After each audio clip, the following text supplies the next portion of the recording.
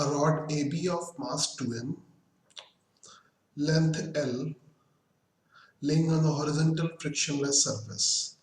A particle of mass m traveling along the surface hits end A of the rod with velocity v0 in a direction perpendicular to AB. Okay. The collision is elastic. After the collision, particle comes to rest. Find out after collision velocity of center of rod and angular velocity.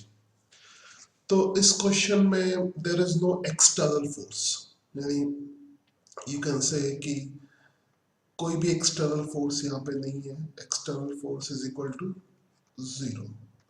So we can use conservation of momentum. So using conservation of moment, COM. Okay.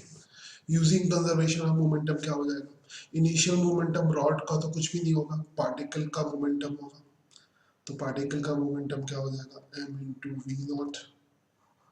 Finally particle तो rest में आ गया, सिर्फ rod जिसका मास 2m के बराबर है वो v वेलोसिटी से मूव कर रही है इंटू v. तो इसका मतलब रॉड के सेंटर ऑफ मास की velocity.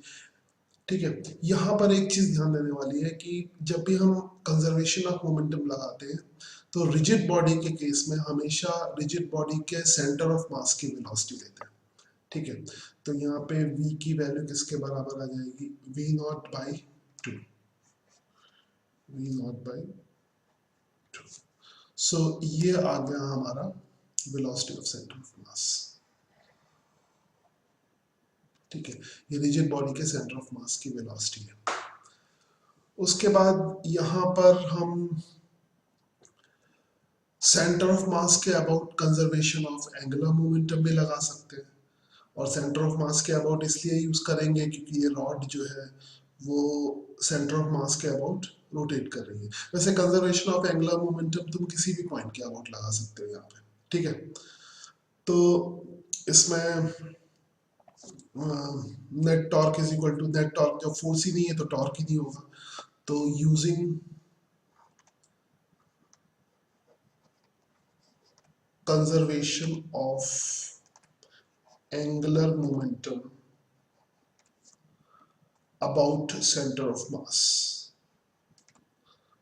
about center of mass C. ठीक है, तो क्या हो जाएगा? सेंटर ऑफ मास से ये डिस्टेंस टोटल लेंथ L के बराबर, तो सेंटर ऑफ मास से डिस्टेंस L बाई 2 हो जाएगी. ये डिस्टेंस ये L बाई 2 है. ठीक है, तो इनिशियल एंगुलर मोमेंटम कितना हो जाएगा? इनिशियल एंगुलर मोमेंटम पार्टिकल का होगा क्योंकि ये तो रेस्ट में. तो इनिशियल एंगुलर मोमेंटम कितना हो जाएगा? m into v not into L by 2. ये इनिशियल एंगुलर मोमेंटम हो गया. And final angular momentum final rod का हो जाएगा. तो फाइनल जो रॉड का एंगुलर मोमेंटम होगा that is centre of mass के अबाउट रॉड रोटेट करेगी, तो I इंटू ओमेगा. ठीक है, और रॉड का मोमेंट ऑफ इनर्शिया उसके सेंटर ऑफ मास के अबाउट कितना होगा? ml square by 12. मास मगर उसका 2m, तो 2m.